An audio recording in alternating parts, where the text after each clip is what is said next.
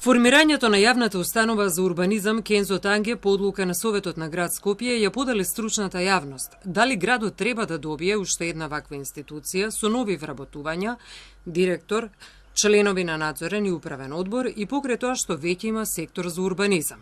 За првиот човек на Асоциацијата на архитекти, професорот Ралев, формирањето на ваква установа за урбанистичко планирање е легитимно право на градот, доколку се грижи за јавниот интерес, не за некои центри на моќ.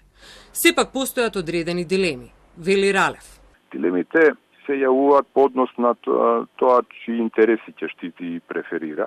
Секако дека ние се надеваме дека јавниот интерес ќе биде приоритетната платформа врз која ќе действува и работи, затоа што асоциацијата секогаш се залагала за експертност на архитектите да бидат основниот и базичен критериум на работењето на овие тела, а сега во овој случај предпријатие. Дилемите се околу ефикасноста и профитабилноста, односно одржливоста на ова предпријатие. Се надеваме дека ќе бидат ефикасни, дека нема да биде тоа монопол врз урбанистичките и другите планирања. За професорката на архитектонскиот факултет Дивна Пенчиќ, која реагираше на социјалните мрежи, ваквата одлука на Советот на град Скопје создава дилема. Дали сега ќе имаме изработка на два генерални урбанистички планови? Која институција ќе биде одговорна?